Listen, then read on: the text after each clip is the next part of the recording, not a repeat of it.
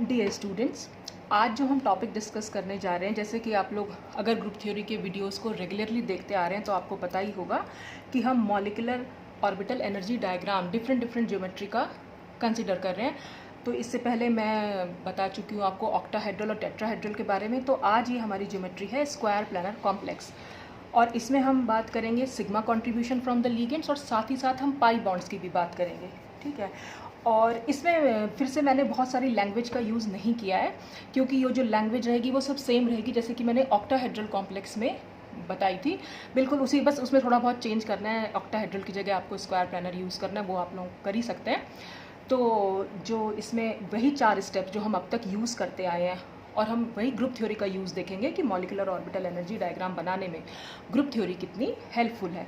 तो उसमें सबसे पहला स्टेप वही आता है जैसे कि अभी तक हम डिस्कस करते आए हैं, classification of metal valence orbitals into sigma symmetry. तो अब ये सिग्मा सिमेट्री के लिए हमें फिर से पहले स्क्वायर प्लानर ज्योमेट्री हमने देखी, जिसमें बीच में मेटल होगा, 4 इसके लीगेंड्स हैं, ये एक्स एक्सिस है, ये वाई एक्सिस है, और जेड एक्सिस कुछ इस तरीके से जो आपकी तरफ आ रही है। ठीक है, फिर इसमें जो ये बॉन्ड्स हैं, हाँ, मेटल और लीगेंड के बीच में जो बॉन्ड्स हैं ये सिग्मा बॉन्ड्स हैं, और एक्चुअल में क्या है कि मेटल के ये हाइब्रिड ऑर्बिटल्स हैं, जिनको हमने यहाँ पर सिग्मा वेक्टर की तरह डिस्क्राइब किया हुआ है। तो और इन्हीं सिग्मा वेक्टर्स को हमने अपना बेसिस माना है, और बेसिस बनाने के बाद इसकी हेल्प से हम एक रिड्यूसिबल रिप्रेजेंटेशन बनाएंगे। तो हम यहाँ पर ये चेक करते हैं कि मेटल के कौन से वैलेंस ऑर्बिटल्स हैं जो आपस में मिक्स होकर हाइब्रिड ऑर्बिटल्स का फॉर्मेशन करेंगे, और ये जानकारी हमें ग्रुप थ्योरी से मिलती है। ठीक है, तो इसमें हमें बेसिस बनाना है इन 4 वेक्टर्स को, और बेसिस बनाने के बाद जो हमारे पास reducible representation are means reducible representation for sigma vectors, ये निकल के आती है। ठीक, फिर इस रिड्यूसिबल रिप्रेजेंटेशन को हम रिड्यूस कराते हैं with the help of standard reduction formula, जिससे हमें ये वाली जो रिड्यूसिबल रिप्रेजेंटेशन का लीनियर कॉम्बिनेशन यहाँ पर देखने को मिलता है। फिर हम जो स्क्वायर प्लानर कॉम्प्लेक्स का जो वो पॉइंट ग्रुप है वो है D4H। तो हम D4H कैरेक्टर टेबल की हेल्प से ये पता लगाते हैं कि इन सिमेट्री के किस में कौन कौन से एटॉमिक ऑर्बिटल्स जो हैं वो यूज़ हुए हैं। तो यहाँ पर A1G में यूज़ होता है S और DZ स्क्वायर, B1G में DX square minus Y square, और EU सिमेट्री में आते हैं PX और PY।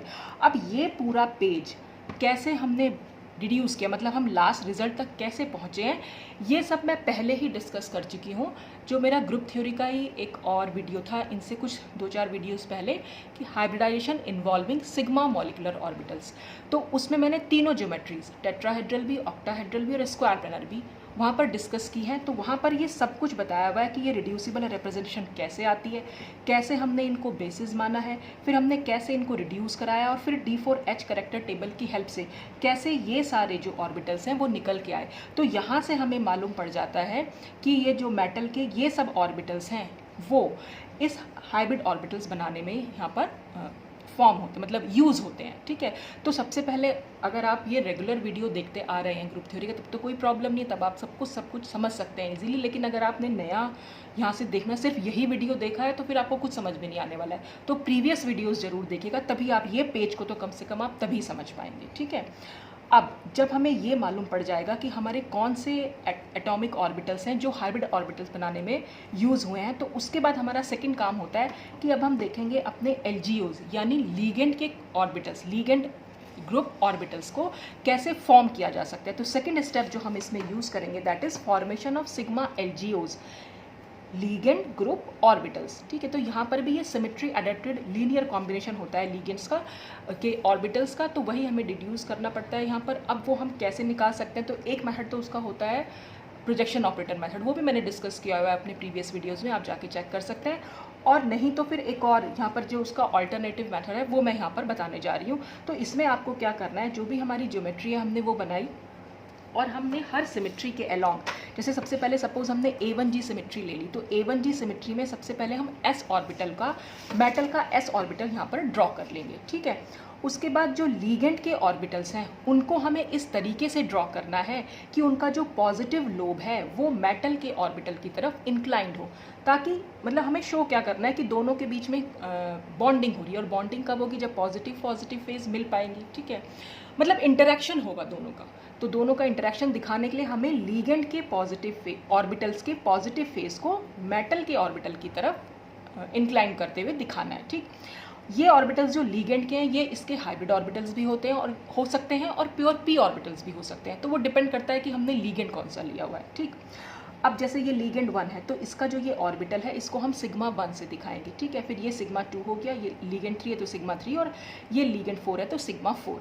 अब जैसा कि एस ऑर्बिटल है, एस ऑर्बिटल तो कोई डायरेक्शनल प्रेफरेंस देता ही नहीं, सब जगह उसका पॉजिटिव फेज ही हम मानते हैं। ठीक है, अब यहाँ पर भी पॉजिटिव फेज है और मेटल की भी पॉजिटिव फेज है, तो जितने भी ये ऑर्बिटल्स हैं सब पॉजिटिवली इससे इंटरैक्ट करेंगे। तो यहाँ से जो हमारा LGO निकल के आएगा A1G सिमेट्री के अलॉन्ग, उसका वेव फंक्शन जो हम लिख सकते हैं वो हम कुछ इस तरह से लिखेंगे। ये सब मैं पहले डिस्कस कर चुकी हूँ कि जब भी इसका भी पॉजिटिव हो, मेटल का भी और लीगेंड का भी, जब पॉजिटिव फेज मिलेगी ऑर्बिटल्स की तो हमेशा हम इन ऑर्बिटल्स के लिए पॉजिटिव साइन का यूज़ करेंगे।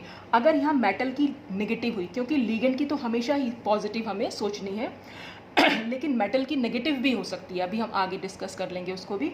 तो अगर मेटल की नेगेटिव हो जाएगी यहाँ पर फेज, तो जो भी ऑर्बिटल इसकी तरफ इंक्लाइंड होगा उसको हम नेगेटिव साइन के साथ लिखेंगे। ठीक है, तो यहाँ पर जो आया LGOs वो sigma 1 plus sigma 2 plus sigma 3 plus sigma 4, सबके पॉजिटिव साइन हमने यूज़ किया है क्योंकि सभी की पॉजिटिव फेज कंबाइन कर रही है। फिर हमने इसको नॉर्मलाइज कर लिया, तो जो ये नॉर्मलाइज हमारा वेव फंक्शन निकल के आया एक्चुअल में यही LGOs होते हैं। ठीक, तो ये हमारा पहला LGO यहाँ पर मतलब A1G सिमेट्री के अलॉन्ग ये LGO जो है निकल के आया।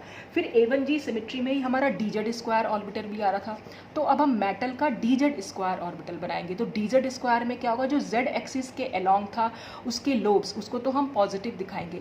और आपको पता होगा कि XY प्लेन में इसकी एक रिंग होती है जो कि नेगेटिवली फेज्ड होती है। ठीक है, तो यहाँ पर ये नेगेटिव फेज है।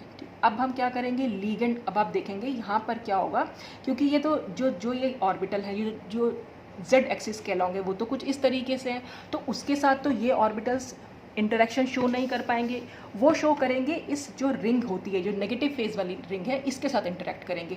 तो यहाँ पर जो कॉम्बिनेशन निकल के आएगा हर लीगेंड के लिए, अब हम माइनस साइन यूज़ करेंगे। क्यों, क्योंकि यहाँ पर सारी नेगेटिव फेज है और ये तो सारे के सारे पॉजिटिव हैं, चारों के चारों। ठीक है, तो पॉजिटिव नेगेटिव का इंटरेक्शन हो रहा है, इसलिए जितने भी लीगेंड ऑर्बिटल्स हैं उनको हम नेगेटिव साइन के साथ लिखेंगे।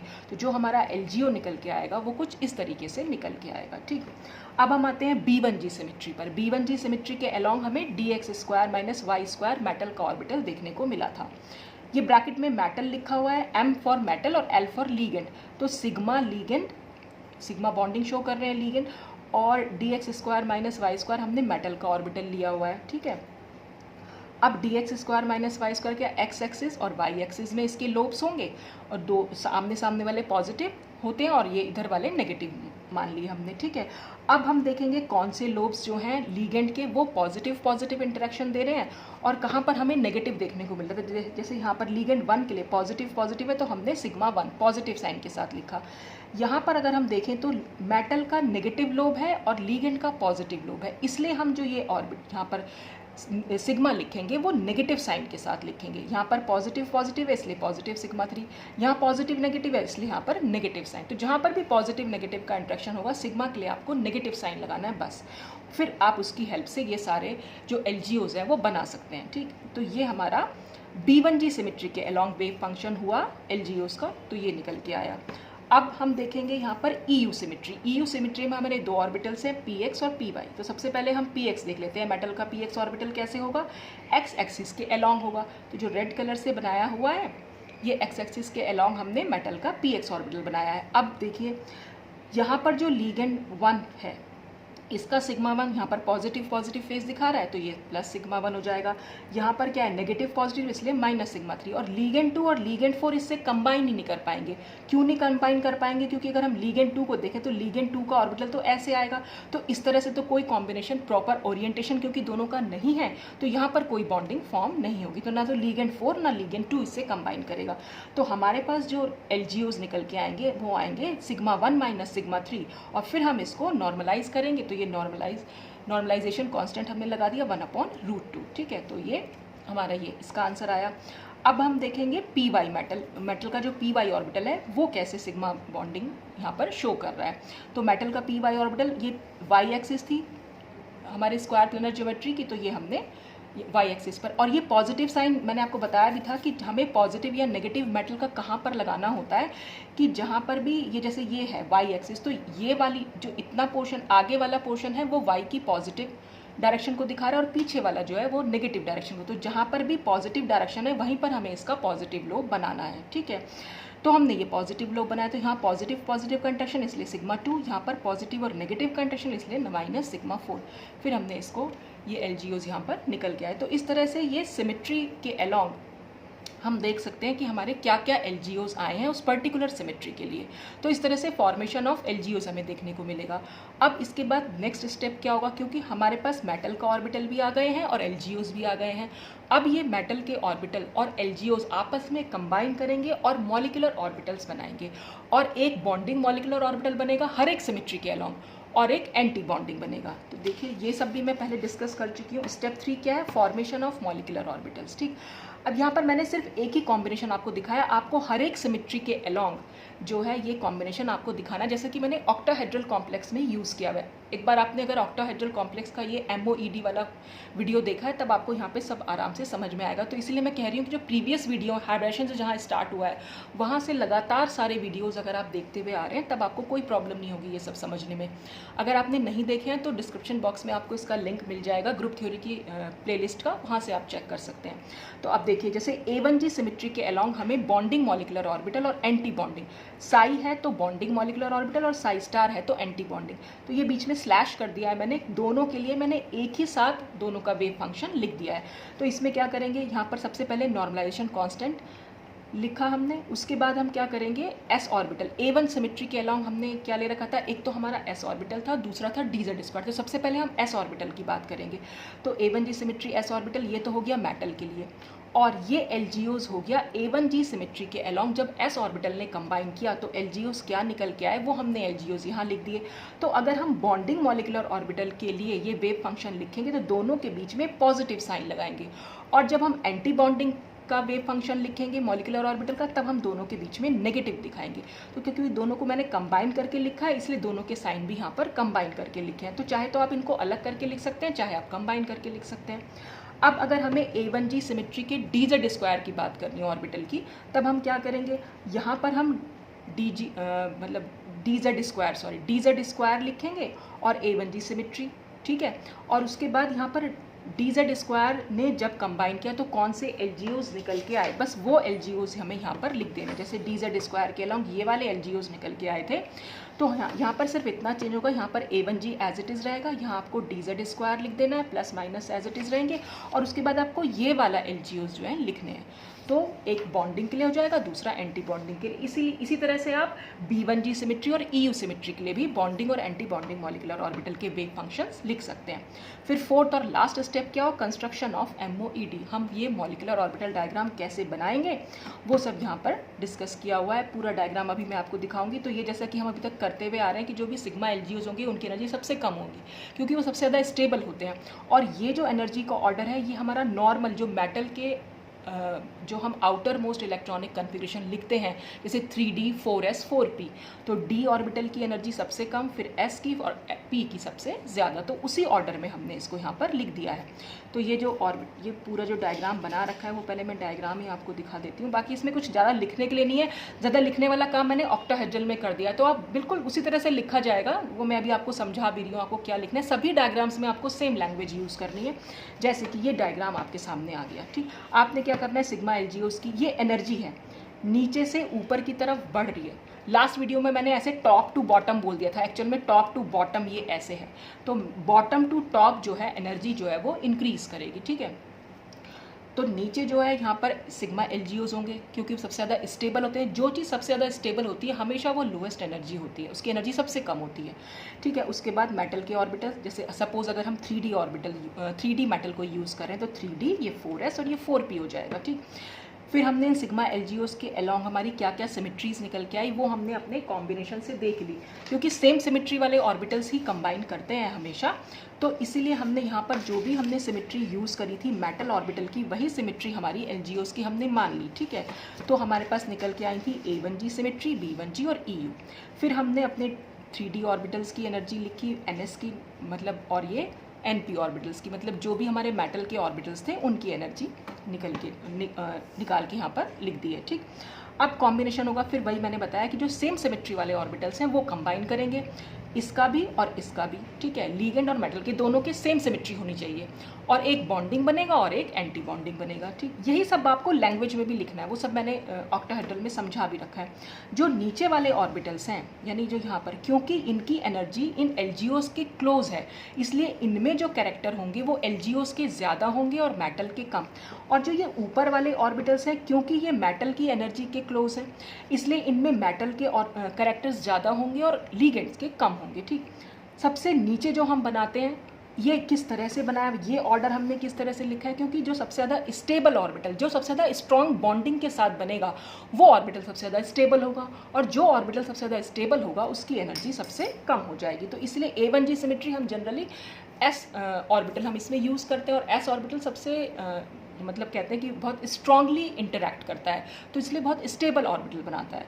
तो इसलिए यहाँ पर क्या होगा, सबसे पहले अगर हम A1G सिमेट्री की बात करें तो एक LGO आएगा यहाँ पर A1G सिमेट्री का, और यहाँ पर हम देखेंगे कहाँ कहाँ पर A1G लिखा हुआ है। जैसे A1G हमारा D ऑर्बिटल में भी आया था dz², और A1G हमारा S ऑर्बिटल में भी आया था। तो हम क्या करेंगे, यहाँ से भी एक लाइन ड्रॉ कर देंगे A1G मॉलिक्यूलर ऑर्बिटल के लिए, और ये भी A1G, यानी कि ये दोनों भी अपना कॉन्ट्रीब्यूशन देंगे इस A1G सिग्मा मॉलिक्यूलर ऑर्बिटल को बनाने में, और एलजीओ का तो आया ही आया कंट्रीब्यूशन। ठीक, उसके बाद नेक्स्ट सिमेट्री आती है हमारी B1G, फिर हमने B1G सिमेट्री ले ली। अब B1G सिमेट्री ली है यहाँ पर, अब जैसे आप देख सकते हैं कि B1G है और हमारी एक है EU सिमेट्री। ठीक है, अब इन दोनों का ऑर्डर हमने ऐसे कैसे लिख दिया, मतलब B1G को हमने ऊपर और EU को नीचे क्यों नहीं लिखा, तो इसका रीज़न यही है। जैसे B1G सिमेट्री में अगर आपने देखा तो जो मेटल के ऑर्बिटल थे वो यहाँ पर चारों लोब्स कंबाइन कर रहे थे, और EU में, और ये भी हम कह सकते हैं चारों लोब्स कंबाइन करते हैं और चारों लीगेंड्स के साथ कंबाइन कर रहे थे, जबकि EU सिमेट्री में हमने जो P ऑर्बिटल यूज़ किया था वो लीगेंड के खाली 2 ही ऑर्बिटल से कंबाइन कर पा रहा था। तो यहाँ पर क्योंकि बहुत स्ट्रॉन्ग बॉन्डिंग हो गई, तो इसलिए हमने इसको नीचे, क्योंकि स्ट्रॉन्ग बॉन्डिंग है इसलिए ये ज़्यादा स्टेबल ऑर्बिटल बना। ठीक, अच्छा, अब तो फिर से हमने चेक किया कि B1G यहाँ से तो ले लिया, अब यहाँ पर B1G कहाँ लिखा हुआ है, तो B1G क्योंकि D ऑर्बिटल में, तो B1G से एक लाइन हमने यहाँ पर खींच दी। अच्छा हाँ, इससे पहले मैं बताना भूल गई, A1G में हमने सिग्मा तो बना लिया, ऐसे ही A1G के सिग्मा स्टार भी बनेगा। तो A1G का ये सिग्मा स्टार यहाँ पर बन गया है, और ये वाली A1G सिमेट्री का भी एक सिग्मा स्टार यहाँ पर बनेगा। अच्छा, अब कई बार ना, ये पिछली बार मैं बताना भूल गई थी, और यही मैं बताना चाह रही थी जो मैं पिछले वीडियो में बताना भूल गई थी, वो मुझे याद आया कि जैसे आप ये क्वेश्चन कर सकते हैं, जैसे किसी के भी दिमाग में आए कि जैसे A1G का हमने सिर्फ एक ही सिग्मा बॉन्डिंग बना रखा है, जबकि A1G स्टार मतलब जो हमारे एंटी बॉन्डिंग बने हैं वो 2 बन गए हैं, तो यहाँ पर बॉन्डिंग भी 2 बनने चाहिए थे। तो वो मैं यहाँ पर ये बताना चाहूँगी कि यहाँ जो वाले ऑर्बिटल की सिमेट्री, मतलब जो कैरेक्टर्स होते हैं वो लीगेंड के कैरेक्टर से ज़्यादा मैच करते हैं, और लीगेंड के पास क्योंकि सिंगल सिर्फ A1G का सिर्फ हमारे पास एक ही लीनियर कॉम्बिनेशन है, इसलिए यहाँ पर सिंगल एक सिग्मा मॉलिक्यूलर ऑर्बिटल बन के आया।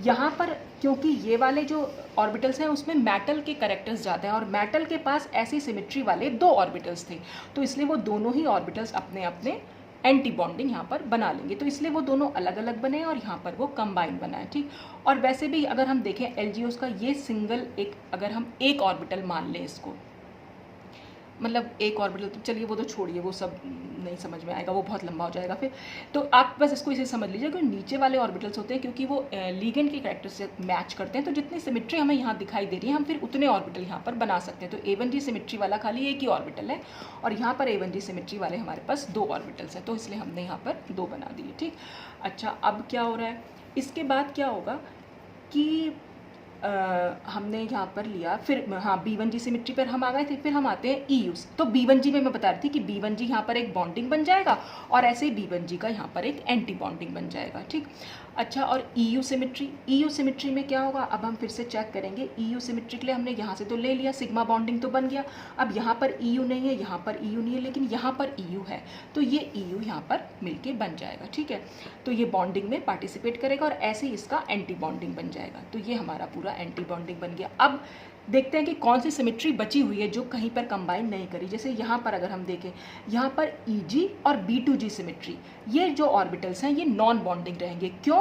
क्योंकि लीगेंड के पास हमारे ऐसे कोई सिमेट्री वाले लीगेंड्स या एलजीओज हमारे पास प्रेजेंट ही नहीं है। तो जब ऐसी प्रेजेंट ही नहीं है सिमेट्री वाले, तो इसलिए ये हमेशा नॉन बॉन्डिंग रहेंगे। ठीक, अच्छा, जैसे यहाँ पर A2U सिमेट्री है, A2U सिमेट्री वाले ऑर्बिटल्स भी यहाँ पर नॉन बॉन्डिंग ही रहेंगे। तो इसलिए हमने यहाँ पर कोई आगे, इसके आगे कोई नहीं निशान लगाया, ये इसको खाली नॉन बॉन्डिंग छोड़ दिया। ऐसे ये भी हमने यहाँ मैच नहीं किया क्योंकि इसके पास कोई सिमेट्री है ही नहीं ऐसे एलजीओज एक्चुअली प्रेजेंट नहीं है। उसके बाद हम इसमें जो है ऑर्बिटल्स में इलेक्ट्रॉन्स को फिल करना शुरू करते हैं, क्योंकि 4 सिग्मा एलजीओज हैं, तो 2-2 इलेक्ट्रॉन यानी कुल मिलाकर 8 इलेक्ट्रॉन्स हमें फिल करने होंगे हर लीगेंड जो है, क्योंकि यहाँ पर कुल मिलाकर 4 लीगेंड्स यूज़ हुए हैं स्क्वायर प्लानर में, और हर लीगेंड सिग्मा बॉन्डिंग में 2 इलेक्ट्रॉन कंट्रीब्यूट करता है, तो कुल मिलाकर 8 इलेक्ट्रॉन आने हैं। तो आपको देखने में लग रहा होगा कि ये 3 ऑर्बिटल्स हैं, लेकिन एक्चुअल में 3 ऑर्बिटल्स नहीं है, ये एक ऑर्बिटल है, ये एक ऑर्बिटल है, लेकिन यहाँ पर हमारे पास 2 ऑर्बिटल है। जैसे कि मैंने आपको दिखाया भी था, EU सिमेट्री में हमारे पास px ऑर्बिटल भी है और py ऑर्बिटल भी है। तो ये 2 डायमेंशनल रिप्रेजेंटेशन होती है, तो आपने ग्रुप थ्योरी में देखा ही होगा। तो यहाँ पर 2 ऑर्बिटल्स हैं, तो कुल मिलाकर 4 ऑर्बिटल्स हुए, हर ऑर्बिटल में मैक्सिमम 2 इलेक्ट्रॉन हो सकते हैं, तो इसलिए कुल मिलाकर 8 इलेक्ट्रॉन्स यहाँ पर एलजीओस दे देंगे। अब यहाँ से जो शुरू होगा वो मेटल के इलेक्ट्रॉन्स फिल होना शुरू हो जाएंगे, तो मेटल के पास जो जो इलेक्ट्रॉन्स होंगे वो उसी हिसाब से यहाँ फिल होते चले जाएंगे। तो ये पूरा था लीगेंड के ऑर्बिटल्स और मेटल के ऑर्बिटल्स, और ये पूरा molecular orbital energy level diagram. ठीक, अब अभी हम बात कर लेते हैं, ये तो था पूरा सिग्मा बॉन्डिंग के बारे में, और अब हम देखेंगे इसमें पाई बॉन्डिंग भी। तो अब जो हम मॉलिक्यूलर ऑर्बिटल डायग्राम डिस्कस करेंगे उसमें सिग्मा और पाई दोनों का कंट्रीब्यूशन देखेंगे। और तो फिलहाल की तो आप इसका स्क्रीनशॉट ले सकते हैं। अब पाई कंट्रीब्यूशन हमने क्या देखा, पाई कंट्रीब्यूशन के लिए हमें पाई सिमेट्री वाले मेटल वैलेंस ऑर्बिटल्स चाहिए होंगे। तो इसमें हमने क्या किया हुआ है, क्योंकि लीगेंड के हर लीगेंड के पास 3 p ऑर्बिटल तो होंगे ही होंगे, ठीक है, उसमें से एक p ऑर्बिटल ने तो इसके साथ जो है बॉन्डिंग सिग्मा बॉन्डिंग में पार्टिसिपेट कर लिया है। ठीक है, तो जब हर p ऑर्बिटल ने इसके साथ सिग्मा बॉन्डिंग में पार्टिसिपेट कर लिया है, तो अब हर ऑर्बिटल के पास 2-2 ऑर्बिटल्स ऐसे बचेंगे जो पाई बॉन्डिंग में पार्टिसिपेट कर सकते हैं। ये मैं पहले भी कई बार बता चुकी हूँ, ऑक्टाहेड्रल में भी और टेट्राहेड्रल में भी, कि 3 p ऑर्बिटल में से एक p ऑर्बिटल हमेशा सिग्मा बॉन्डिंग में जाता है और बाकी के दोनों पाई बॉन्डिंग में यूज होते हैं। तो हर लीगेंड पे हमने वही दोनों p ऑर्बिटल्स को पाई वेक्टर्स की तरह शो कर दिया। जैसे लीगेंड ये वाला है, लीगेंड 1 जो है वो x एक्सिस पर प्रेजेंट है, तो x एक्सिस पर हमारे 3 ऑर्बिटल्स कैसे आ जाएंगे, एक ऑर्बिटल इस डायरेक्शन में हो जाएगा, ठीक है, एक ऑर्बिटल z डायरेक्शन में होगा, यानी कि z एक्सिस ये है, और एक y एक्सिस में, y एक्सिस कुछ इस तरीके से। तो जो x एक्सिस वाला होगा वो तो मेटल के साथ सिग्मा बॉन्डिंग शो कर चुका है, तो उसको तो हम हटा देंगे। अब यहाँ बचेंगे दोनों, पाई z1, 1 हमने लिख दिया लीगेंड 1 की वजह से, z हमने लिखा है क्योंकि वो z डायरेक्शन के अलोंग है, और पाई ऑर्बिटल्स, तो p ऑर्बिटल्स को हम यहाँ पाई ऑर्बिटल्स की तरह लिख रहे हैं। ठीक है, तो पाई z1 ये एक वेक्टर हो गया और पाई y1। तो ऐसे ही हर लीगेंड के पास, जैसे अगर ये y एक्सिस वाला है तो इसका जो y एक्सिस पर रहा होगा लीगेंड वो मेटल के साथ सिग्मा बॉन्डिंग बना चुका है, तो उसको तो हम छोड़ देंगे। अब बचेगा x एक्सिस की तरफ, यानी ये वाली x एक्सिस है तो ये पाई x, और z एक्सिस की तरफ पाई z2, तो इसके पास भी 2 ऑर्बिटल्स हैं। ऐसे इसके पास भी, सबके पास 2 ऑर्बिटल्स हमने यूज़ कर रखे हैं, और इन्हीं 2 ऑर्बिटल्स को हम अपना जो है बेसिस बनाकर फिर हम यहाँ देखेंगे कि हमारी क्या रिड्यूसिबल रिप्रेजेंटेशन आई है। तो ये भी फिर हम रिड्यूस कराएंगे, और फिर हम इसमें कैरेक्टर टेबल की हेल्प से देखेंगे कौन कौन से ऑर्बिटल्स थे जो पाई बॉन्डिंग में लीगेंड के साथ यूज़ हुए हैं। ठीक, तो ये सब कुछ भी मैं डिस्कस कर चुकी हूँ अपना हाइब्रिडाइजेशन इन्वॉल्विंग पाई मॉलिक्यूलर ऑर्बिटल्स में, कैसे हमने वो पाई वेक्टर्स यूज़ किए हैं। वहाँ पर मैंने क्या किया है, यहाँ पर मैंने इकट्ठे लिख दिया है, इसको एक साथ लिखा है। यहाँ पर एक्चुअल में अगर आप देख पा रहे हो, ये 2 तरीके के पाई ऑर्बिटल्स हैं, यानी p ऑर्बिटल्स होंगे। एक तो मॉलिक्यूलर प्लेन के अलोंग होंगे, और एक मतलब मॉलिक्यूलर प्लेन के पैरेलल होंगे, और एक मॉलिक्यूलर प्लेन से परपेंडिकुलर। जो z वाले हैं वो हमेशा मॉलिक्यूलर प्लेन से परपेंडिकुलर होंगे, क्योंकि z एक्सिस xy प्लेन है मॉलिक्यूलर प्लेन, और उसके परपेंडिकुलर है वो z एक्सिस है, तो इसलिए एक प्लेन में है और एक परपेंडिकुलर है। तो जब मैंने वहाँ पर हाइब्रिडेशन में इन्वॉल्व किए हैं, वहाँ पर मैंने दोनों को अलग अलग दिखाया है। ठीक है, तो यहाँ पर दोनों, अगर आपको ये रिजल्ट देखना है तो जो वो दोनों रिजल्ट थे उन दोनों को सिर्फ प्लस कर देना है। उन दोनों को जैसे ही आप प्लस करेंगे आपके पास ये रिजल्ट निकल के आ जाएगा। ठीक है, तो ऐसे कंफ्यूज मत हो जाएगा कि वहाँ पर मैम ने पैरेलल और ऐसे बता रखा और यहाँ पर 8 कैसे आ गया। वहाँ पर 4 और 4 आए हुए होंगे, क्योंकि 4 तो जो है वेक्टर्स वो मॉलिकुलर प्लेन से परपेंडिकुलर हैं और बाकी के 4 जो हैं वो मॉलिकुलर प्लेन में ही हैं, यानी वो पैरेलल हैं। तो वो जो दोनों वेक्टर्स को कॉम्बिनेशन करेंगे आप, तो अब आपके पास ये टोटल रिप्रेजेंटेशन निकल के आ जाएगी और फिर हम इसको रिड्यूस करा लेंगे। रिड्यूस कराने पर ये तो वहाँ पर अलग अलग रिड्यूस करा रखा है, आप एक साथ भी रिड्यूस करा सकते हैं। ऑर्बिटल्स का आंसर वही आपके पास सेम निकल के आएगा। ठीक, तो ये पेज आपको वहीं जाकर देखना पड़ेगा कि ये रिजल्ट कैसे आया है।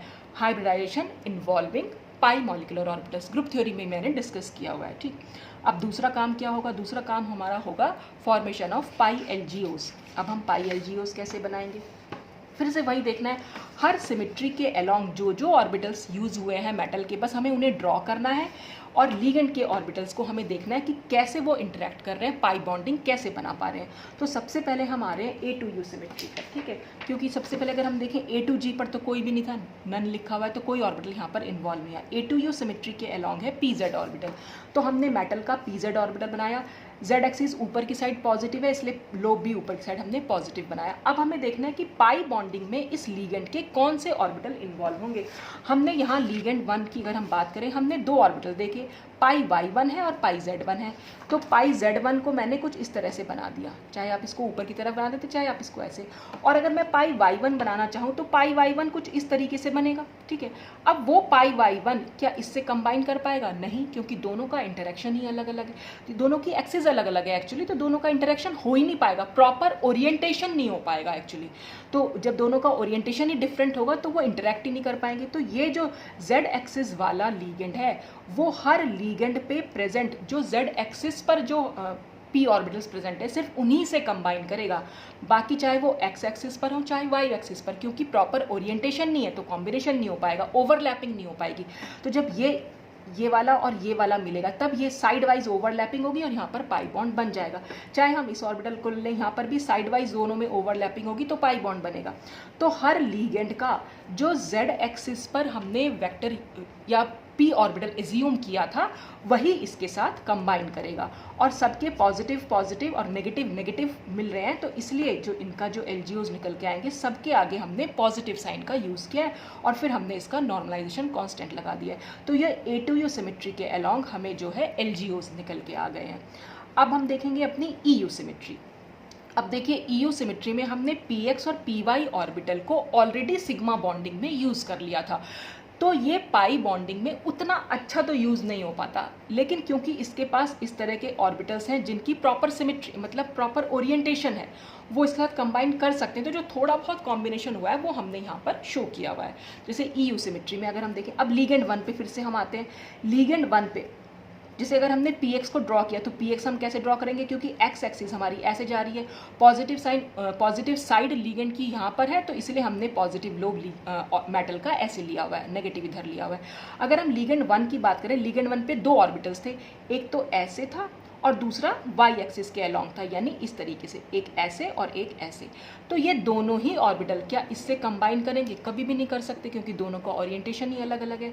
तो इसलिए यहाँ पर कोई भी लीगेंड का जो कोई भी ऑर्बिटल इससे कंबाइन नहीं कर पाएगा। लेकिन अगर हम लीगेंड 2 पर आए तो लीगेंड 2 पर जो x एक्सिस के अलोंग हमारा था पाई x2 ऑर्बिटल, तो वही इसके साथ कंबाइन करेगा, क्योंकि यहाँ पर क्या होगा, पॉजिटिव पॉजिटिव लो, नेगेटिव नेगेटिव लो, यानी कि साइड वाइज इंटरेक्शन यहाँ पर पॉसिबल है। ऐसे ही L4 यानी लीगेंड 4 के पास जो पाई x4 होगा, तो हम यहाँ देख सकते हैं कि अगर हमने px ऑर्बिटल यूज़ किया है तो लीगेंड के पास अगर x एक्सिस पर कोई p ऑर्बिटल प्रेजेंट है तो वो इसके साथ साइड वाइज ओवरलैपिंग को शो कर पाएगा। तो इन दोनों के पास ही वो x एक्सिस वाले हैं, इनके पास है ही नहीं ऑर्बिटल, इसके पास या तो Z एक्सिस में मिलेगा आपको, नहीं तो Y एक्सिस में मिलेगा, तो वो इसके साथ कंबाइन ही नहीं कर पाएगा।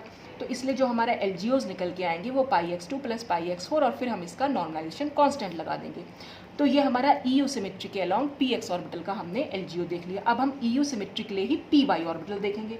PY ऑर्बिटल हम कैसे बनाएंगे? इसका पॉजिटिव लो हमने यहाँ बनाया, क्योंकि हमने पॉजिटिव साइड Y एक्सिस की ये मानी है इधर की साइड, तो ये पॉजिटिव ये नेगेटिव। अब क्या होगा, जितने भी लीगेंड के पास, चारों लीगेंड में से जो भी Y एक्सिस के अलोंग प्रेजेंट होंगे वही इंटरेक्ट कर पाएंगे, क्योंकि हमें साइड वाइज ओवरलैपिंग दिखानी है, तो इसलिए Y एक्सिस पर जो, तो अब की बार लीगेंड 1 और लीगेंड 3 के पास वो Y एक्सिस वाले जो है वो प्रेजेंट है, क्योंकि अगर आप लिगेंड 2 की बात करें, लिगेंड 2 पर तो यही दो ऑर्बिटल प्रेजेंट थे, या तो पाई Z2 था या पाई X2 था, और ये दोनों ही ऑर्बिटल इससे तो कंबाइन ही नहीं कर पाएंगे, वो इसी से कंबाइन करेंगे तो फिर से इसका LGO जो है इस तरह से निकल के आएगा।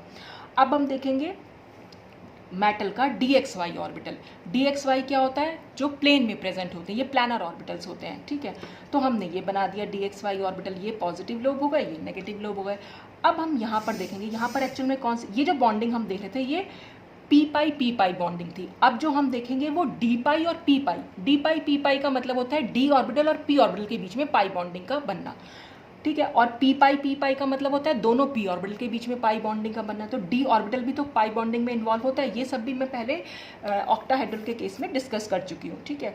तो यहाँ पर क्या होगा, अगर आप देखें जो लिगेंड 1 है उस पर जो पाई Y1 है, ठीक है, पाई Z1 तो कैसे होगा, पाई Z1 तो इस तरह से होगा। तो पाई Z1 तो किसी भी हालत में इनसे कंबाइन, Z एक्सिस वाला कोई भी लीगेंड, चाहे चारों लीगेंड पर कोई भी ऑर्बिटल जो भी है Z एक्सिस वाले, वो नहीं कंबाइन करेंगे, यानी कि जो भी इस प्लेन के परपेंडिकुलर है वो तो कभी भी इस डी ऑर्बिटल से कंबाइन नहीं कर पाएंगे, या तो X एक्सिस वाले या फिर Y एक्सिस वाले ही कंबाइन कर सकते हैं। जैसे कि अगर हम लीगेंड 1 पर देखें, लीगेंड 1 पर अगर पाई Y1 था और पाई Z1 था, तो पाई Z1 तो कंबाइन ही नहीं करेगा, पाई Y1 कुछ इस तरीके से था, और इसका पॉजिटिव लोब नीचे को बनाया क्योंकि हमारी Y एक्सिस जो थी इधर की साइड पॉजिटिव है, तो इसीलिए ये हमने पॉजिटिव बनाया और यहाँ पर नेगेटिव। अगर यहाँ से यहाँ कॉम्बिनेशन दिखाना है, ओवरलैपिंग अगर दिखानी, तो ये पॉजिटिव पॉजिटिव ओवरलैप कर सकते हैं, नेगेटिव नेगेटिव ओवरलैप कर सकते हैं। तो यहाँ पर आराम से एक पाई बॉन्ड बन के आ सकता है। अच्छा, अगर हम लिगेंड 2 की बात करें, लिगेंड 2 के पास X एक्सिस पर एक पी ऑर्बिटल था और एक Z एक्सिस पर था, तो Z एक्सिस वाला तो कंबाइन ही नहीं कर रहा है, सिर्फ X एक्सिस वाला कैसे कंबाइन कर सकता है, ये भी साइड वाइज ओवरलैपिंग यहाँ पर हो सकती है, ठीक है। तो इसने भी कंबाइन किया। अब हम आते हैं लिगेंड 3 पर। लिगेंड 3 पर जो पाई Y3 था, देखिए उसका कैसे लोब नीचे पॉजिटिव होगा, क्योंकि Y एक्सिस हमारी ऐसे पॉजिटिव जा रही है और इधर की साइड नेगेटिव है, इधर पॉजिटिव है। तो जब हम यहाँ कॉम्बिनेशन करेंगे, यानी ओवरलैपिंग जब हम दिखाएंगे, तो यहाँ नेगेटिव पॉजिटिव और पॉजिटिव नेगेटिव मिल रहा है। तो यहाँ पर जो प्रॉपर जो है कॉम्बिनेशन नहीं आ रहा, नेगेटिव साइन हो रहा है, यानी नेगेटिव इंटरेक्शन हो रहा है, तो इसलिए हमने यहाँ पर नेगेटिव पाई Y3 लिखा। और ऐसे ही जब हम लिगेंड 4 का पाई X4 देखेंगे, तो ये पॉजिटिव इस नेगेटिव के साथ और ये नेगेटिव इस पॉजिटिव के साथ, यहाँ तो यहाँ पर भी नेगेटिव इंटरेक्शन देखने को मिल रहा है, इसलिए हमने माइनस पाई X4 लिखा। और फिर इसी को हमने इसका LGUC इस तरह से हमारे निकल के आए। पाई Y1 और पाई X2 तो पॉजिटिव है, क्योंकि दोनों के ही पॉजिटिव पॉजिटिव और नेगेटिव नेगेटिव, पॉजिटिव पॉजिटिव और नेगेटिव नेगेटिव इंटरेक्ट कर रहे हैं। जहाँ पर पॉजिटिव नेगेटिव इंटरेक्ट कर रहा है वहीं पर माइनस साइन हमें लिख देना, और ये फिर से इसका नॉर्मलाइजेशन कांस्टेंट लगा देंगे। अब हम देख रहे हैं इसी में जो B2G सिमेट्री थी हमारी, B2G सिमेट्री में क्योंकि हमारे पास देख लिया था हमने DXY ऑर्बिटल, अब हमारे पास बचेगी जो देखिए EG सिमेट्री। EG सिमेट्री में हमारे पास दो ऑर्बिटल हैं, DXZ और DYZ। अब Z एक्सिस हमारी हमने ऐसे एज्यूम की है, लेकिन अगर मैं ऐसे एज्यूम करूंगी तो फिर मैं आपको DXZ बना के नहीं दिखा सकती, तो इसलिए मैंने यहाँ पर इस तरह से बनाया कि X एक्सिस को तो मैंने वहीं रखा, Z एक्सिस को मैंने ऐसे बना दिया, ठीक। अब हमने फिर से वैसे ही ऑर्बिटल बनाया। DXZ कैसे बनाएंगे, X और Z के बीच में इनके लोब्स आएंगे, प्लेन में है क्योंकि ये प्रेजेंट एक्सिस पर तो है ही नहीं। अब देखिए Z एक्सिस पर कोई लिगेंड प्रेजेंट ही नहीं था हमारा। इसको अगर हम शुरू से देखें, Z एक्सिस पर कोई भी लिगेंड प्रेजेंट नहीं, हमारे चारों लिगेंड्स जो हैं वो XY एक्सिस पर प्रेजेंट हैं। स्टार्टिंग से ही हमने इसको देखा हुआ है कि XY प्लेन, देखिए जैसे हमारा स्टार्टिंग था, यहाँ पर स्टार्टिंग में लिगेंड 1 2 3 4 वो X और Y एक्सिस पर प्रेजेंट है। Z एक्सिस पर कोई लिगेंड प्रेजेंट नहीं है, तो Z एक्सिस पर हमने कोई लिगेंड नहीं दिखाया। अब X एक्सिस पर हमारा जो लिगेंड प्रेजेंट है, फिर हम देखेंगे उसका जो पाई Z1 है वो कैसे इसके साथ कंबाइन कर सकते हैं। तो पाई Z1 जो कंबाइन करेगा, क्योंकि हमारी Z एक्सिस अब हमने ऐसे दिखाई है, तो हम पाई Z1 को भी ऐसे, अब हम ऐसे नहीं दिखा सकते हैं क्योंकि पाई Z1 अब हमने परपेंडिकुलर नहीं मानी, अब हमने वो प्लेन में ही मानी हुई है, सिर्फ आपको समझाने के लिए। एक्चुअल में आप जब अगर होगा तो एक्चुअल में ये Z एक्सिस ऐसे ही, तो जो इसके बीच में ऑर्बिटल बन के आएंगे प्लानर ऑर्बिटल, वो मैंने बस शो इस तरह से किए हैं, ठीक। अब हम यहाँ पर Y एक्सिस को ऊपर मान रहे हैं, ठीक। तो यहाँ पर क्या होगा, Z एक्सिस क्योंकि ऐसे पॉजिटिव है तो पॉजिटिव लोग हमने यहाँ बनाया, नेगेटिव यहाँ बनाया, और ऐसे यहाँ पर भी एक पाई Z3, लिगेंड 3 पर भी तो एक पाई Z प्रेजेंट होगा, पाई Z तो हर किसी के पास है, तो वो हमने यहाँ शो कर दिया। ठीक है। पाई वाई जो है वो यूज़ नहीं हो पाएगा क्योंकि पाई वाई जो है वो परपेंडिकुलर आ रहा है, तो वो तो इसके साथ कंबाइन नहीं करेगा। कोई भी perpendicular orbital planar orbital combine नहीं करता, ठीक है। अब हम यहाँ कॉम्बिनेशन देखेंगे, यानी ओवरलैपिंग, नेगेटिव नेगेटिव ओवरलैप कर रहे हैं, पॉजिटिव पॉजिटिव, इसलिए पाई Z1 जो है वो पॉजिटिव हम लिखेंगे। यहाँ पर अगर हम देखें तो पॉजिटिव और पॉजिटिव फेज वाले लोब्स जो है कंबाइन कर रहे हैं, इसलिए इसका साइन माइनस हो जाएगा। फिर पाई Z1 माइनस पाई Z3 और फिर इसका जो हमने ये नॉर्मलाइजेशन कांस्टेंट 1/√2 है, तो ये LGO हमारा आ गया EG सिमेट्री के अलोंग। ऐसे ही हम DYZ सिमेट्री को भी मतलब DYZ ऑर्बिटल को दिखा सकते हैं। EG सिमेट्री में हमारे 2 ऑर्बिटल्स थे। अब Y एक्सिस को तो मैंने वहीं रहने दिया जो हमारी शुरू से चलती आई है। Z एक्सिस को मैंने यहाँ बना दिया। अब क्योंकि Z एक्सिस हमारी ऐसे है और Z एक्सिस पर तो कोई लीगेंड है ही नहीं, तो मैंने कोई नहीं दिखाया। लेकिन Y एक्सिस पर जो हमारे Z वाले ऑर्बिटल थे वो कैसे थे, Z एक्सिस के अलोंग थे। Z एक्सिस हमारी ऐसे है, क्योंकि ये ऊपर को पॉजिटिव है तो मैंने ये ऊपर को पॉजिटिव बनाया, इधर नेगेटिव, ये भी ऊपर पॉजिटिव ये नेगेटिव। अब हम ओवरलैपिंग अगर देखें तो पॉजिटिव पॉजिटिव और नेगेटिव नेगेटिव कंबाइन कर रहे हैं, तो ये प्लस पाई Z2 हो जाएगा। और यहाँ अगर हम देखें तो पॉजिटिव नेगेटिव और नेगेटिव पॉजिटिव का इंटरेक्शन हो रहा है, तो जो यहाँ इंटरेक्शन होगा वो नेगेटिव होगा, इसलिए जो इसका LGO निकल के आएगा पाई Z2 माइनस पाई Z4 और 1/√2 इसका नॉर्मलाइजेशन कांस्टेंट। तो ये सारे हमारे LGOs हर एक सिमेट्री के अलोंग हम इस तरह से देख सकते हैं, ठीक। तो हमारे 2 स्टेप्स हो गए हैं जिसमें हमें मेटल के ऑर्बिटल्स पाई ऑर्बिटल्स मालूम पड़ गए हैं, कौन से पाई ऑर्बिटल्स पाई बॉन्डिंग में इन्वॉल्व हुए हैं और कौन से LGOs हमारे पाई बॉन्डिंग में इन्वॉल्व हुए हैं। बस अब हमें इन दोनों को कंबाइन कराना है। फिर से हम मॉलिक्यूलर ऑर्बिटल बनाएंगे, एक बॉन्डिंग दूसरा एंटी बॉन्डिंग। स्टेप 3 फिर से वही आएगा, A2U ये बॉन्डिंग ऑर्बिटल और ये एंटी बॉन्डिंग। नॉर्मलाइजेशन कांस्टेंट लगाया हमने, फिर A2U सिमेट्री के अलोंग सबसे पहले हमने PZ को देखा, प्लस माइनस साइन लगाया और PZ और A2U सिमेट्री के अलोंग जो हमारे LGOs निकल के आए थे बस वही लिखने हैं। पॉजिटिव साइन बॉन्डिंग के लिए, नेगेटिव साइन एंटी बॉन्डिंग के लिए। तो ऐसे ही आप सारे सिमेट्री के अलोंग मॉलिक्यूलर ऑर्बिटल्स को बना सकते हैं, उनके अलोंग LGOs लिखनी है और उन मेटल के कौन से ऑर्बिटल यूज़ किए हैं, दोनों के बीच में पॉजिटिव साइन बॉन्डिंग के लिए, नेगेटिव साइन एंटी बॉन्डिंग के लिए। तो इस तरह से formation of pi molecular orbitals हम शो कर सकते हैं, ठीक। फिर लास्ट स्टेप हमारा कंस्ट्रक्शन आ जाएगा। कंस्ट्रक्शन में क्योंकि अब मैंने यहाँ पर सिग्मा और पाई बॉन्डिंग दोनों को कंबाइन पूरा कंप्लीट डायग्राम यहाँ पर डिस्कस किया है, तो सिग्मा LGO सबसे नीचे आएंगे, पाई LGO उससे ऊपर और उसके बाद मेटल एज इट इज़ जैसे आते ही हैं, ठीक। अब ये सब मैंने जो लिखा हुआ है वो मैं आपको आगे समझाने जा रही हूँ, तो आप चाहे तो पहले इसका स्क्रीनशॉट लेके रख सकते हैं। सब में वही सब एक बात लिखी हुई है जो मैं आपको समझा रही हूँ, ठीक है। ये आपके पास इसका थोड़ा सा कॉम्प्लिकेटेड है पर इजी है। इसमें आपको बहुत ज़्यादा कुछ करने की ज़रूरत नहीं होती, आपको सिर्फ ये लाइन मैच करनी है, सेम सिमेट्री वाले ऑर्बिटल्स को सेम सिमेट्री वाले ऑर्बिटल से कंबाइन करना है, एक बॉन्डिंग बनाना है और एक एंटी बॉन्डिंग बनाना है, बस इतना सा काम करना है। यहाँ पर सिग्मा LGO से जो हमारे बॉन्डिंग मॉलिक्यूलर ऑर्बिटल आए उनको मैंने एक ही लाइन में शो कर दिया है। आप चाहे तो उनको भी अलग अलग दिखा सकते हैं, पर वो थोड़ा और बड़ा होता है डायग्राम, इसलिए मैंने सबको एक ही में दिखा दिया है, ठीक। तो यहाँ से सिग्मा के लिए तो मैं कुछ भी नहीं बताने जा रही हूँ, सिग्मा वाला तो हम पहले ही डिस्कस कर चुके हैं। तो हम बात करेंगे पाई LGOs की। हमारे पास 8 पाई LGOs यहाँ पर निकल के आए थे, ठीक। सबसे पहले इसमें B2G पाई ऑर्बिटल हमने बनाया है। अब देखिए अगर हम पाई ऑर्बिटल की बात करें, हमने B2G को सबसे नीचे और EU को सबसे ऊपर, ऐसा क्यों किया है? तो ये हम इसके फॉर्मेशन में देख सकते हैं। देखिए B2G हमने कहाँ यूज़ किया हुआ है, B2G सिमेट्री हमारी ये थी। ये B2G जो है चारों लीगेंड के साथ कंबाइन कर रहा है, बहुत स्ट्रॉन्ग बॉन्डिंग शो कर रहा है। और EU हमारा सबसे ऊपर, यानी कि लेस एनर्जी क्यों है इसकी, ये लेस एनर्जी है और ये हाई एनर्जी, यानी ये अनस्टेबल है और ये स्टेबल है। तो ये इतना अनस्टेबल क्यों है B2G के कंपैरिजन में? पहली बात तो ये रीज़न कि जो EU सिमेट्री वाले हैं वो तो एक्चुअल में हमारे सिग्मा बॉन्डिंग में ज़्यादा इन्वॉल्व हुए थे, उनकी बहुत पुअर ओवरलैपिंग यहाँ पर होगी, ठीक है।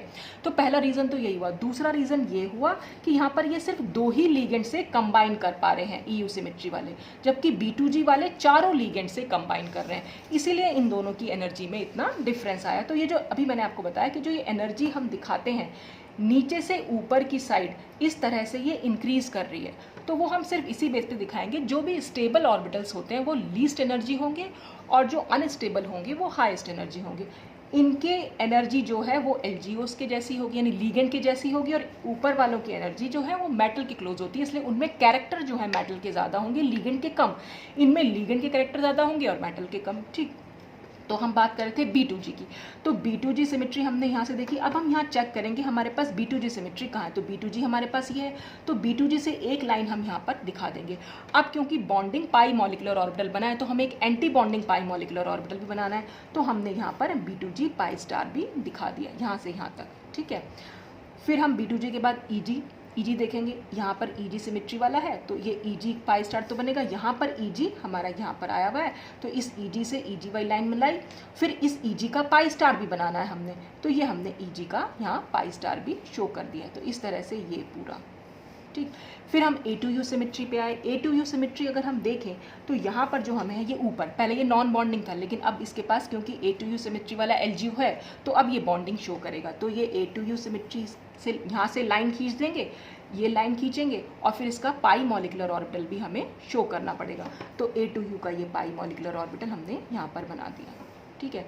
अच्छा, अब उसके बाद क्या होगा, EU सिमेट्री वाला। EU सिमेट्री फिर से हम यहाँ पर ले आए और EU सिमेट्री यहाँ पर भी थी, दोनों का कंबाइन किया, पाई मॉलिकुलर ऑर्बिटल बना और ऐसे ही EU स्टार। अब यहाँ पर देखिए सिग्मा स्टार था हमारे पास, और क्यों, क्योंकि EU हमारे पास सिग्मा बॉन्डिंग में इन्वॉल्व हुए थे।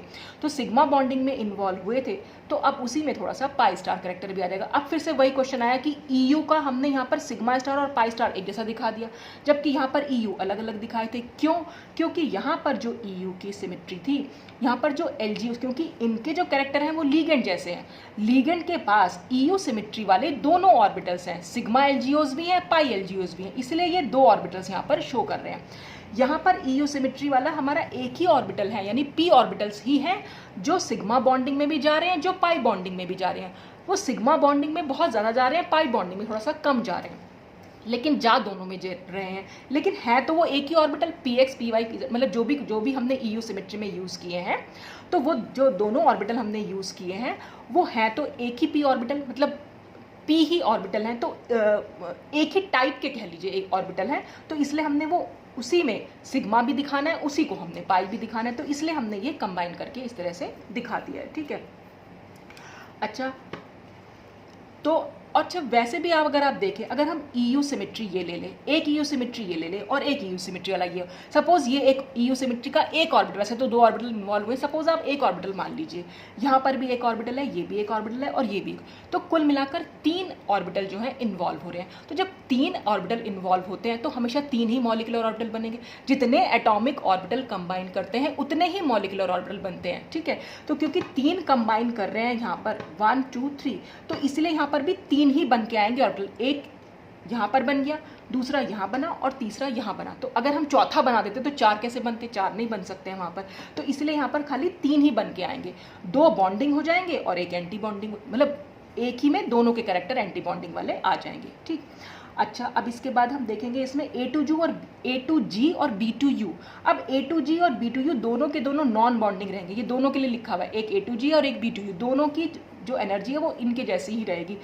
वो नॉन बॉन्डिंग क्यों रहेंगे, क्योंकि मेटल के पास ऐसी सिमेट्री वाले कोई भी ऑर्बिटल प्रेजेंट ही नहीं है, तो वो नॉन बॉन्डिंग रहेंगे, ठीक है। और यहाँ पर तो मैं सारे आपके सिग्मा बॉन्डिंग वाले पहले ही डिस्कस कर चुकी हूँ और पाई बॉन्डिंग वाले मैंने अभी बता दिए हैं। और फिर इनमें इलेक्ट्रॉन्स भरने शुरू होंगे।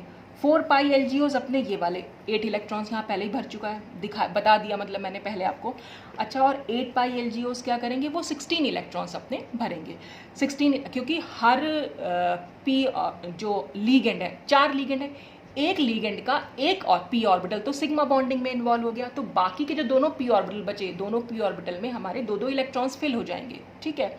यानी 2-2 इलेक्ट्रॉन देगा हर कोई लीगेंड, तो हर लीगेंड जो है क्योंकि 4 इलेक्ट्रॉन दे रहा है, 4 पाई इलेक्ट्रॉन्स दे रहा है, तो कुल मिलाकर जो होंगे चारों लीगेंड्स जो होंगे वो कुल मिलाकर 16 इलेक्ट्रॉन्स देंगे, और वो 16 इलेक्ट्रॉन्स इन पाई ऑर्बिटल्स में फिल हो जाएंगे आगे भी, मतलब अगर जगह है तो वो आगे भी जा सकते हैं। तो 16 पाई इलेक्ट्रॉन्स अगर जा रहे हैं तो एक ऑर्बिटल यहाँ पर है। फिर हमारा EG जो सिमेट्री थी, EG सिमेट्री में अगर हम देखें तो हमारे पास एक ही ऑर्बिटल यहाँ पर निकल के आया था EG सिमेट्री में भी, कहाँ है EG सिमेट्री में, हाँ EG में हमारे 2 ऑर्बिटल्स थे, DXZ और DYZ, ठीक है। तो 2 ऑर्बिटल्स यहाँ हुए, A2U में हमारा फिर एक था और EU में फिर से 2 थे, तो 2 यहाँ हुए, एक 3, 2 5 और एक 6, ठीक है। और 6 में कितने होंगे, 12 इलेक्ट्रॉन, और बाकी के एक यहाँ हो जाएगा और एक यहाँ पर, दोनों ऑर्बिटल्स यहाँ हो जाएंगे, तो दोनों ऑर्बिटल्स में कुल मिलाकर दो दो इलेक्ट्रॉन्स हो जाएंगे, मतलब हर एक में दो दो इलेक्ट्रॉन्स होंगे, तो 4 इलेक्ट्रॉन्स यहाँ फिल हो जाएंगे। तो ये हमारे कुल 16 इलेक्ट्रॉन्स जो हैं वो नॉन बॉन्डिंग तक पूरे के पूरे फिल हो जाएंगे। तो इस तरह से हम 8 पाई LGOs जो होंगे वो सारे के सारे इलेक्ट्रॉन्स यहाँ पर फिल करेंगे। उसके बाद जो यहाँ से फिलिंग शुरू होगी वो मेटल के इलेक्ट्रॉन्स की फिलिंग शुरू होगी। तो square planar complexes generally D8 वाले बनाते हैं, हमारे जो D8 आयंस होते हैं, जैसे प्लैटिनम हो गया, प्लैटिनम +2 चार्ज, निकल +2 चार्ज वाला जो D8 इलेक्ट्रॉन्स जो होंगे वो 8 इलेक्ट्रॉन्स यहाँ से फिल होना शुरू हो जाएंगे। तो यहाँ पर 2 ऑर्बिटल्स हैं, यहाँ एक ऑर्बिटल है और फिर यहाँ पर भी एक ऑर्बिटल, तो 8 इलेक्ट्रॉन्स बस यहीं तक हमारे फिल हो जाएंगे। ठीक, तो इस तरह से हम ये पूरा डायग्राम जो है molecular orbital energy level diagram, जिसमें सिग्मा कॉन्ट्रीब्यूशन भी है और पाई कॉन्ट्रीब्यूशन भी है लिगेंड्स का, वो हम इस तरह से दिखा सकते हैं। तो आई होप कि आपको कुछ समझ में आया होगा, लेकिन फिर भी कुछ अगर कन्फ्यूजन है तो आप पूछ सकते हैं कमेंट्स के थ्रू। तो आज जो है ये ग्रुप थ्योरी का हमारा लास्ट वीडियो था। अब यहाँ पर ग्रुप थ्योरी आपकी ख़त्म होती है। तो ऑलमोस्ट मैंने बहुत सारा टॉपिक, एक्चुअली हमारी यूनिवर्सिटी में तो बहुत ही कम टॉपिक है, तो मैंने वो तो डिस्कस किए थे, साथ ही साथ अदर यूनिवर्सिटीज़ के भी टॉपिक्स ले लिए थे। तो मुझे लगता है मैंने काफ़ी कुछ ग्रुप थ्योरी में करा दिया है। अगर इसके अलावा भी कोई और टॉपिक अगर आपका बचता हो ग्रुप थ्योरी में तो कमेंट करके बताइएगा, मैं वो भी करा दूँगी। तो ये हमारा आज ग्रुप थ्योरी ख़त्म होती है। तो आज के लिए बस इतना ही। Thanks for watching.